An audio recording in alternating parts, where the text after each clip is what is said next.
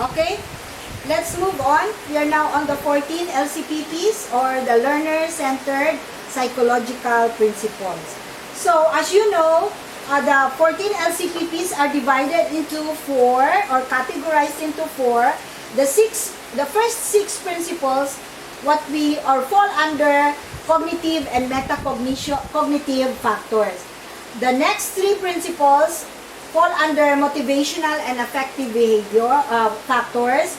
The 2 principles fall under developmental and social factors, and the last 3 principles fall under or described as individual differences factors. Okay, I'll discuss very briefly, then give you some examples. So one, it talks about the nature of the learning process. How does the learning process go? No? So the learning of complex subject matter is most effective when it is an intentional process of constructing meaning from information and experience. In short, learning is more effective if it is intentional. Intention talaga ng bata na matuto. Punta siya sa school, physically ready siya, psychologically ready siya, and mentally ready siya, no? In other words, hindi siya inaantok. Intention niya talagang pumunta sa school para matuto. Okay? Now, I hope that you as teachers to be, laging intentional ang inyong pag-aaral, no? Hindi yung pinilit lang ni nanay o pinilit lang ni tatay. So, learning is most effective. Pagka hindi mo intensyon, no, na matuto, you go to your classroom or you sit down sa iyong assignment, pero iba-iba ang ginagawa mo. So, therefore, your learning is not effective. Okay, next. The goals of the learning process. The successful learner over time and with support and instructional guidance can create meaningful, coherent representations of knowledge. So in other words, goal setting, no? Dapat may goal, you set your goals, no? So learning is more effective or most effective if there is a goal. May goal ka dapat. Okay? Next. Construction of knowledge. The successful learner can link new information with existing knowledge in meaningful ways. In other words, you connect your new information or your new knowledge, you connect that to what is existing. So, ganito pala, paggawa pala ng lesson plan, kaya pala si teacher, ganito ang ginagawa niya. No? So, you have to connect so that your learning will be more meaningful. Next, strategic thinking. Learning is a strategic thinking. What is this? Learner can create and use a repertoire of thinking and reasoning strategies to achieve complex learning goals. Pahirap, sabi ko nga sa inyo, pahirap ng pahirap ang subject ninyo, no? Mga subjects ninyo. Because you are moving to a higher level. So, you have to use different strategies in order for you to be successful in your studies. Okay? Next, thinking about thinking. Higher order strategies for selecting and monitoring mental operations facilitate creative and critical thinking. Do not just expect everything will be provided to you by the teacher. Dapat gumawa kayo. I do not know if you have your notes. Nakagawa ba kayo ng notes ninyo? Nag-take notes ba kayo sa inyong mga pinanood na videos? No? Okay. So, thinking about thinking. That's metacognition. Next, you have to be creative and you have to be a critical thinker. Next, context of learning. Learning is influenced by environment factors or environmental factors, including culture, technology, and instructional practices. Now, how good are you in your making assignments or in studying in preparation for the exam? Depende sa iyong environment. Baka maingay dyan sa environment mo. No? So you need to what? You need to find a place where you can study well. Tahimik. Now, depende naman yan sa nature mo as a learner. Okay? Then, including culture. Technology. Technology has a very big impact, or a very big impact on learning. Lalo na ngayon, especially now, we are in the new normal. And of course, the instructional practices. Depende sa teacher din, kung minsan. How good is the teacher? How well does the teacher encourage you? Gaano karami o gaano kalalim ang pag-share ng teacher sa inyo, no? Pag-challenge ng teacher sa inyo. Okay? So, kung provided lahat, walang ka-challenge kasi provided lahat ni teacher. So, that's it. Next, motivational and emotional influences on learning. So, influenced by motivation. How motivated are you? Depende daw. May emotional states, beliefs, interests, and goals and habits of thinking. Pag ikaw as a student, always na lang, negative ang isip mo, kahirap man, kahirap, kadami-dami man yung project ni ma'am, karaming assignment, ang daming task na pinapagawa si ma'am. Ano yan? Habits of thinking, negative na ba? No? Negative. Ano ka? Negative thinker? What do you want in life? Always lang, madali. Gusto mo madali lang lahat? Di doon ka mag-enroll sa elementary, hindi sa second year teacher education, no? Di ba? So, kung ganyan ang level ng thinking mo, madali ka ma-depress, madali ka ma-stress, kasi ang hirap. Wala pa gani, negative na dayon, no? Okay, emotional state. Dapat you are always motivated, you are always encouraged. Ma'am, ang dami kasing problema. Hayaan mo yung problema. Lahat ng problem may solution, no? So, you should be a part of the solution, not a part of the problem, no? Okay, next. Intrinsic motivation to learn. Intrinsic meaning sa loob. You don't need always na may reward para mag-aral or para matuto. Dapat intrinsic sa iyo mismo. I really want to learn. Ano ba yung lesson na yan? Ano ba yung subject na yan, no? So, dapat intrinsic motivation. And intrinsic motivation is stimulated by task of optimal novelty and difficulty. Kahit mahirap, anong level ng difficulty dyan? Kahit mahirap. Tapos, dapat relevant sa iyong personal interest.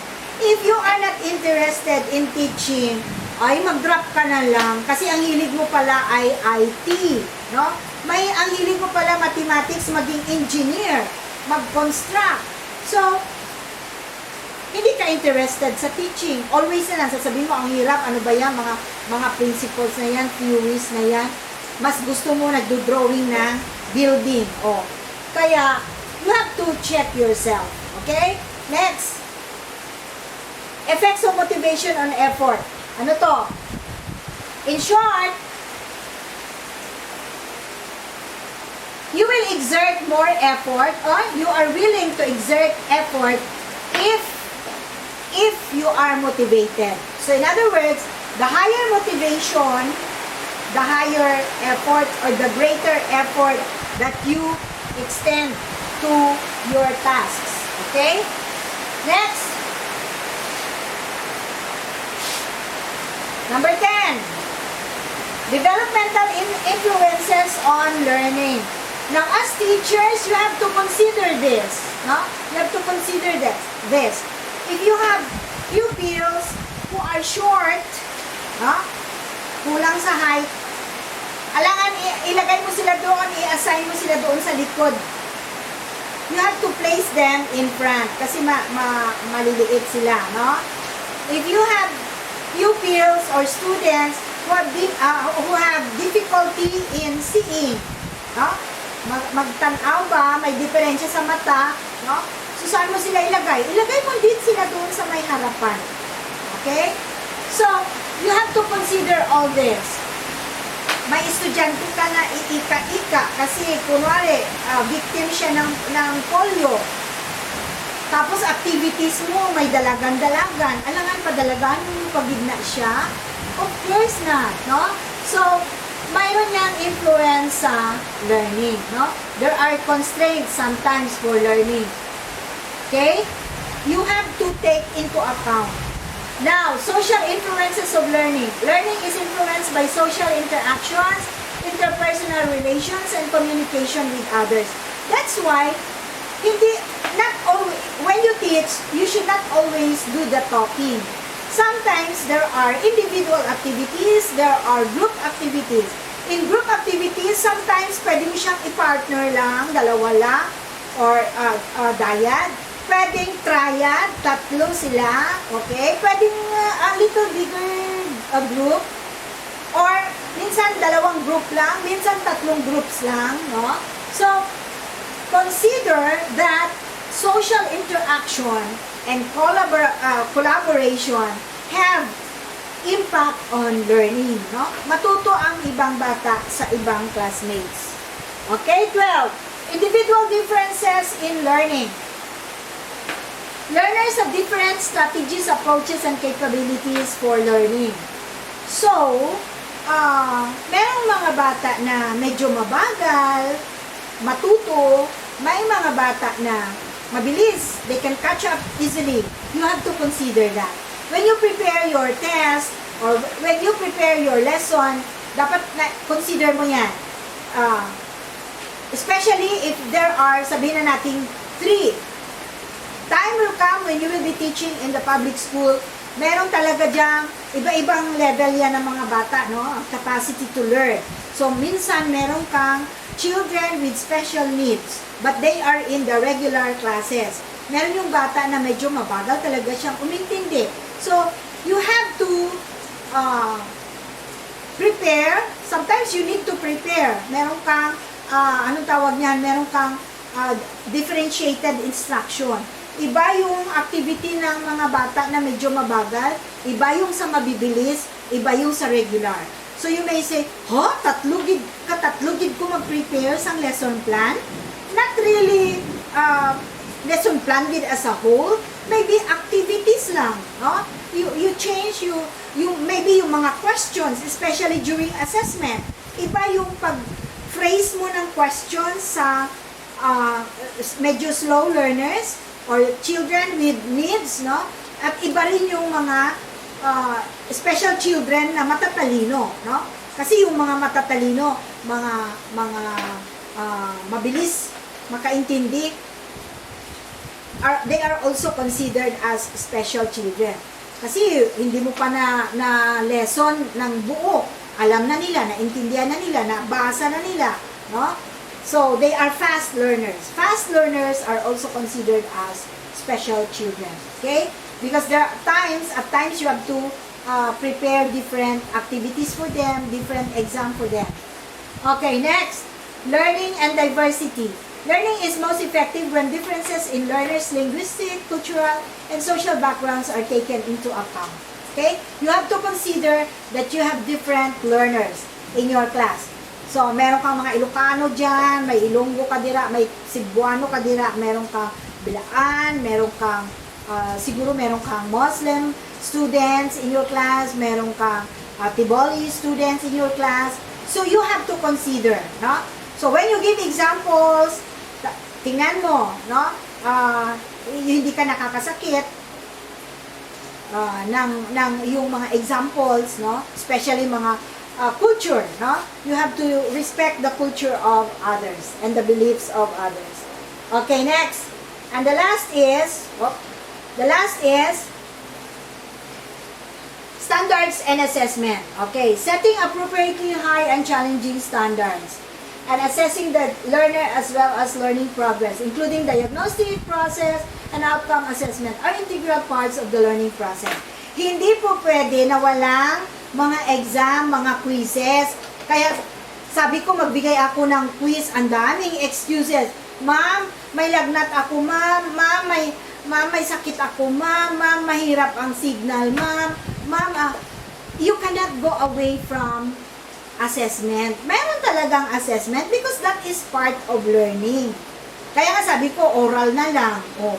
Ngayon, because there are so many limitations tayo ngayon kasi nga COVID-19, no? There is pandemic.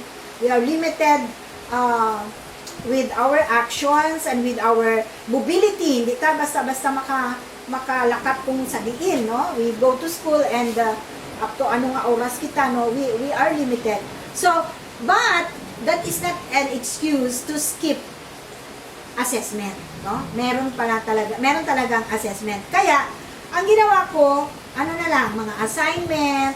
Now, it's up to you kung iba ang gumawa, hindi kayo ang gumawa, sinong niloloko nyo, o dapat learning is active doon sa lesson natin, no? I just hope that considering all those theories and principles, you are able to grasp, no? May guide ka mo, at least, no? May guide kayo on how to prepare your lesson plan. So, i-apply ninyo yung mga theories and principles na natutunan natin. So, dyan sa inyong lesson plan, dapat may group activities, dapat ang inyong assessment or yung evaluation ninyo, 1 to 10, kunwari, dapat may easy question, may moderate questions, may difficult questions. Bakit kailangan ng difficult question?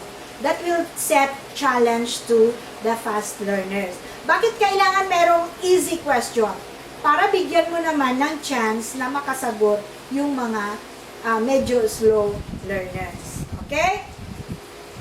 Now, if you have questions, you may ask me. Abri lang ang akon nga messenger. You can post your questions and ask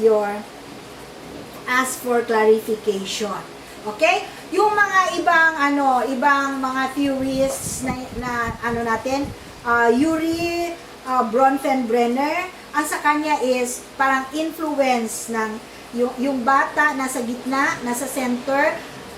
The learning of the child is influenced by the environment. Yun lang yun, no? Kasimple.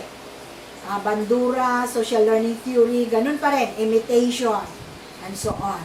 Okay? So, class, I hope you learned something kasi nga sa learner-centered learning, dapat active si learner. Okay? Active si learner. At saka nakaka-construct siya ng kanyang ideas. Okay? So, God bless.